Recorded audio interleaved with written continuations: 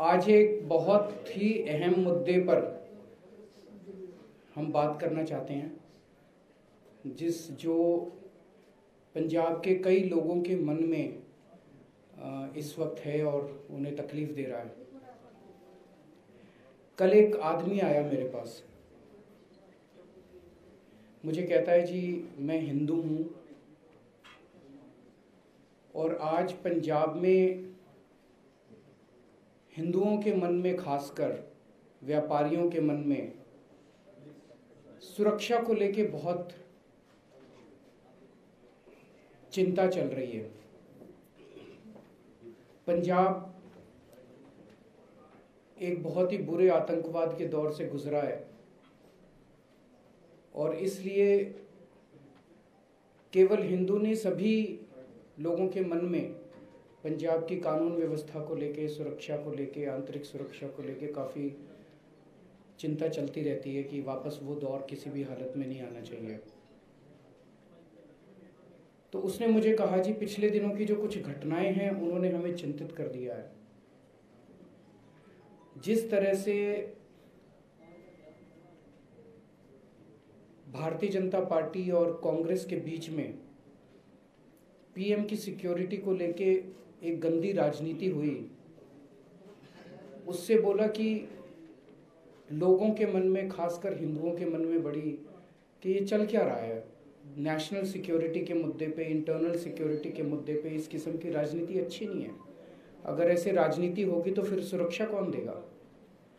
जिस तरह से पिछले कुछ महीनों के अंदर पंजाब के अंदर कई सारी घटनाएं घटी हैं, जगह जगह टिफ़िन बॉम्ब मिल रहे हैं, जगह जगह बॉर्डर से ड्रोन्स आते हैं, लुधियाना में बॉम्ब ब्लास्ट हो गया, बेअदबी की घटनाएं हो गई।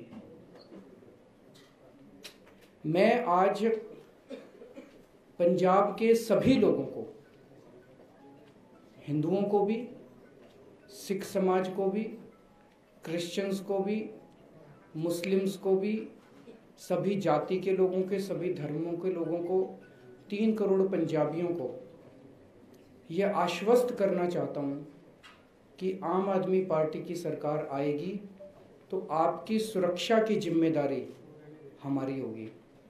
एक एक व्यक्ति की, एक एक व्यापारी की सुरक्षा की जिम्मेदारी हमारी होगी।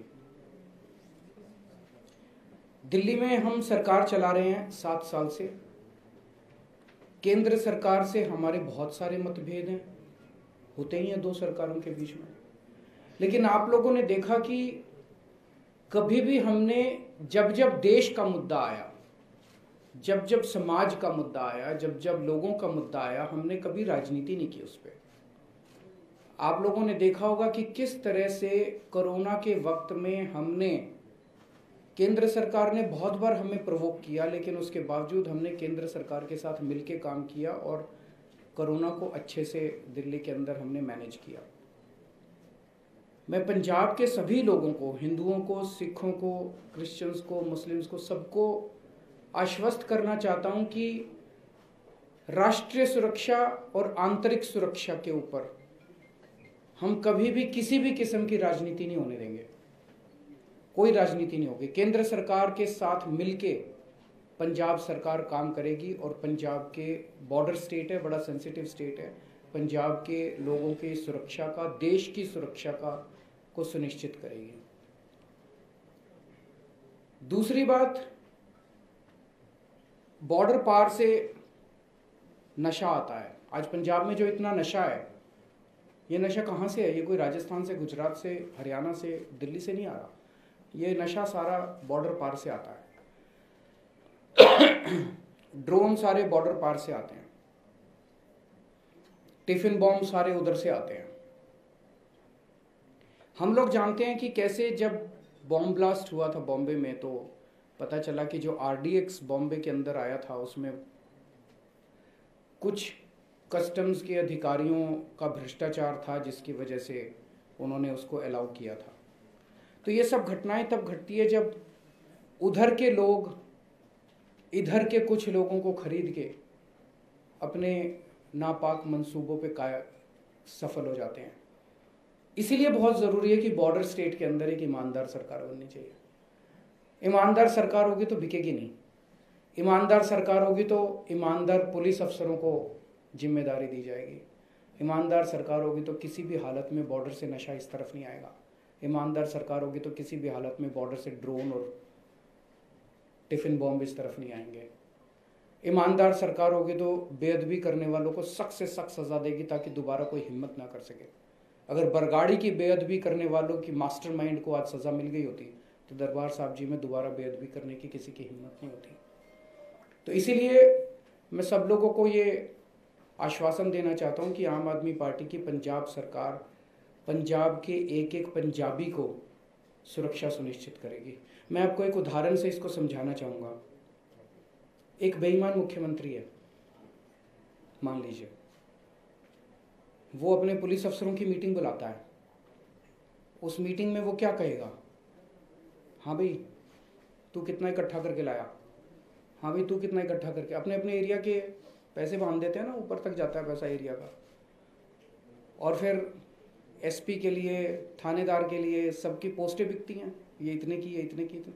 अब जो थानेदार, जो एसपी पैसे देके पोस्टिंग लेगा, जो थानेदार, जो एसपी जिसने महीना इकट्ठा करके अपने मुख्यमंत्री तक पहुंचाना है, वो तो फिर नशा ही बिकवाएगा, वो तो फिर आतंकवादी फैलाएगा, वो तो फिर जनता की सुरक्षा के साथ खिलवाड़ी करेगा।